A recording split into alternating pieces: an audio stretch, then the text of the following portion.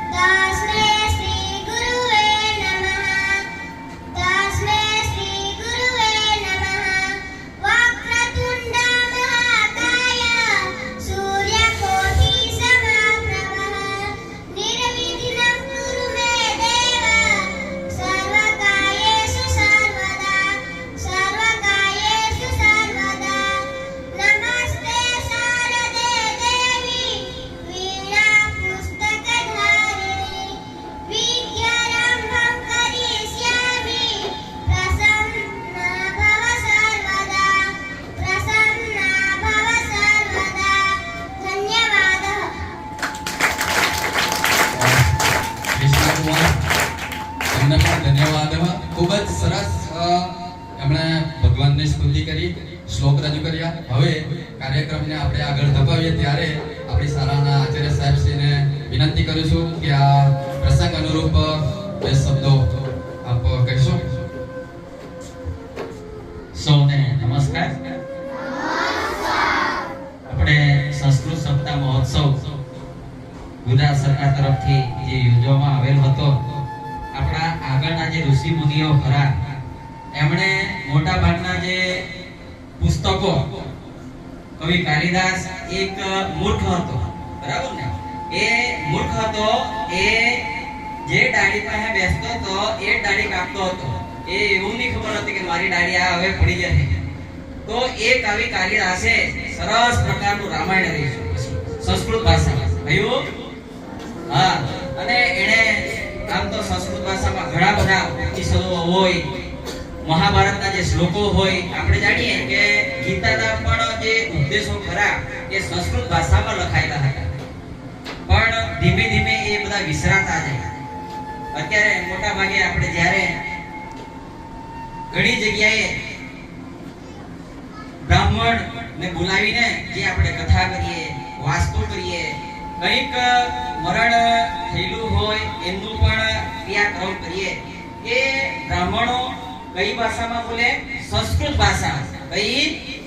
એ શ્લોકો પણ સંસ્કૃત ભાષામાં હોય. એકઃ શૃગાલઃ વનમ ગચ્છતિ સહ વનમ ગચ્છતિ તતશયા બુભૂષયા વનમ ગચ્છતિ. સરસ મજાની કવિતાઓ છે, સરસ મજાના શ્લોકો છે. એક શ્લોક આપણને બધા ખાલી એક જ વખત આપણે ગીત ગાઈએ ને તેવું આવડી જાય ને તો આ સંસ્કૃતના શ્લોકો પણ આવડી જાય. બધા બાળકોને મારી નમ્ર વિનંતી છે કે જ્યારે તમે ઘરે જાય ત્યારે ખાલી એક શ્લોક બોલતા બોલતા જવાનું અને બીજો શ્લોક બોલતા બોલતા આવવાનો. એટલે આપણે આખી સંસ્કૃતની જે ચોપડી છે મોઢેથી બરાબર. ઓકે. मम नाम सालभ्राता अस्ति अद्य अहं मम विद्यालयस्य विषये वदामि मम विद्यालयस्य नाम टाक्लीपाड़ा मुख्य विद्यालयः अस्ति मम विद्यालयः सुन्दरः अस्ति मम विद्यालयः स्वच्छम् अस्ति मम विद्यालयः विशालः अस्ति मम विद्यालयः क्रीडाङ्गणम् अस्ति मम विद्यालये पुस्तकालयम् अस्ति मम विद्यालये सङ्गणकं कक्षा अस्ति तत्र वयं सर्वे प्रार्थना कुर्मः मह्यं मम शाला अतीव रोचते धन्यवादः किञ्चित् वस्तूनानि नाम अहं वदामि त्वं दर्शयामि. कुक्कुटः, बोलो कुक्कुटः. गजः, सिंहः, व्याघ्रः, उपनेत्रम्, लोकयानम्, सिंहः, दर्पणम्, पुष्पम्, गणनियन्त्रम्, स्थालिका, चषकः, चमसः, रंद्रिका, कर्तरी, कंदुकः. હવે આવે છે મમ પરિચય લઈને અને મમ પરિચય રજૂ કરવા આવી રહ્યા છે આપણી શાળાની દીકરી મહિમાબેન. नमो नमः मम परिचयः ददामि मम नाम महिमा भगिनी अस्ति मम पितुः नाम महेश भ्राता अस्ति मम पितुः कृषकः अस्ति मम मातुः नाम सुनीता भगिनी अस्ति मम मातुः गृहिणी अस्ति मम ग्रामस्य नाम टाक्लीपाड़ा अस्ति मम शालायाः नाम टाक्लीपाड़ा मुख्य विद्यालयः अस्ति अहम् अष्टकक्षायां पठामि मह्यं संस्कृतं रोचते अहं समाविष्टे कथामि एक वादनम् एटले 1 वाग्या द्विवादनम् एटले 2 वाग्या त्रिवादनम् एटले 3 वाग्या चतुर्वादनम् एटले 4 वाग्या पंचवादनम् एटले 5 वाग्या षष्ठवादनम् एटले 6 वाग्या सप्तवादनम् एटले 7 वाग्या अष्टवादनम् एटले 8 वाग्या नववादनम् एटले 9 वाग्या दसवादनम् एटले 10 वाग्या एकादशवादनम् एटले 11 वाग्या द्वादशवादनम् एटले 12 वाग्या धन्यवाद. नमो नमः. नमो नमः.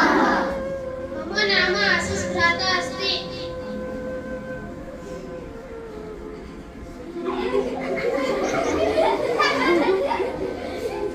अहं पश्यामि धन्यवादः.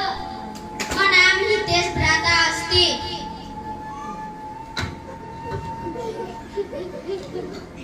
अहं क्रीडामि अहं गच्छामि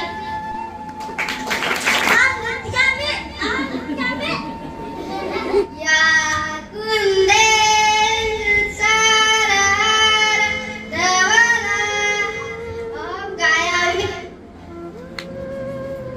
अहं धावामि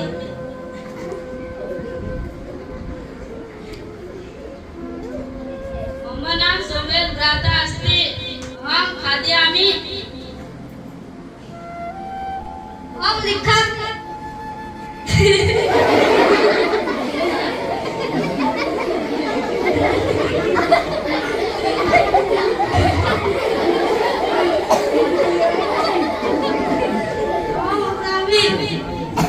मम नाम सलीश भ्राता अस्ति अहं जलं पिबामि नमो नमः. मम नाम दिवेश भ्राता अस्ति अद्य अहम् एकं कथां वदामि. आकाशः पतति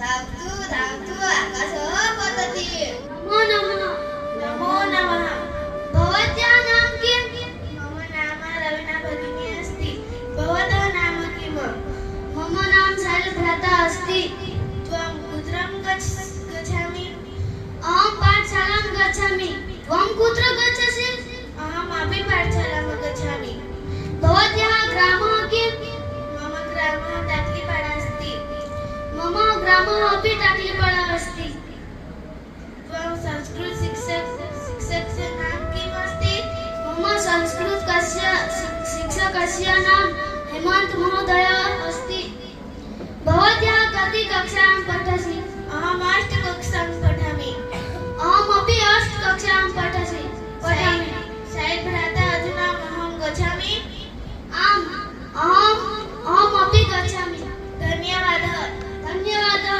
पुनः मिलामः ऋह એટલે ગાય અર્ધફ એટલે ગધેડો મેષહ એટલે ઘેટું નકુલહ એટલે નળિયો મયુરહ એટલે મોર કાકહ એટલે કાગડો તાલહ એટલે તાળું દીપહ એટલે દીવો ઘટહ એટલે ઘડો સર્પહ એટલે સાપ મકરહ એટલે મગર મંડુકહ એટલે દેડકો ધન્યવાદ બાલિકા એટલે છોકરી ઉત્પીઠિકા એટલે ટેબલ લતા એટલે વેલ થાલિકા એટલે થાળી કુંચિકા એટલે ચાવી સાટિકા એટલે સાડી પેટિકા એટલે પેટી ચટકા એટલે ચકલી નદી એટલે નદી ચૂલી એટલે ચૂલો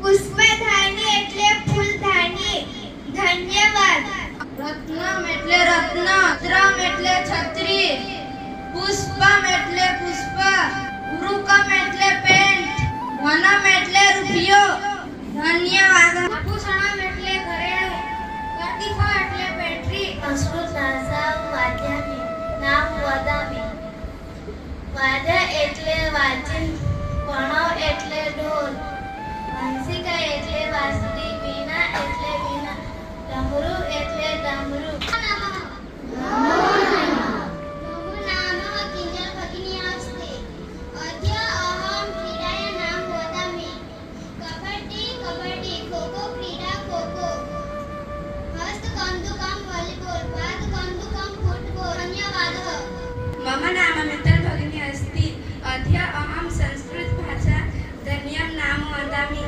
मासः अडद गोधूमः गहू चणकः चणा तुवरः तुवेर बजरी बाजरी राजिका राय हरेणु वटाणा अद्य अहं कुटुंबिकનું નામ વદામી પિતા એટલે પિતા માતા એટલે માતા અગ્રજ એટલે મોટો ભાઈ અનુજ એટલે નાનો ભાઈ અગ્રજા એટલે મોટી બેન અનુજા એટલે નાની બેન માતુલહ એટલે મામા માતુલ એટલે મામી માતામહ એટલે નાના માતામહ એટલે નાની પિતામહ એટલે દાદા પિતામહ એટલે દાદી ધન્યવાદ કેસુડો એટલે કેસુડો નારિકેળ એટલે નારિયેળ પીપળો પીપળો એટલે પીપળો આમ્ર એટલે આંબો ધન્યવાદ मम नाम भ्राता अस्ति अद्य अहं शाला वस्तूनि वदामि वर्गखण्ड એટલે વર્ગખંડ કૃષ્ણફલકમ એટલે કાળી પાટિયું હરિતફલકમ એટલે ગ્રીન બોર્ડ ઉત્પેટિકા એટલે ટેબલ દંડદીપ એટલે ટ્યુબલાઇટ રાજાનામ એટલે પંખો માંજની એટલે ડસ્ટર સુધાખંડ એટલે ચોક વાતાયનમ એટલે બારી કપાટમ એટલે કબાટ આસન એટલે ખુરશી જલકુંભ એટલે પાણીની બોટલ सूता એટલે બેગ પુસ્તકમ એટલે પુસ્તક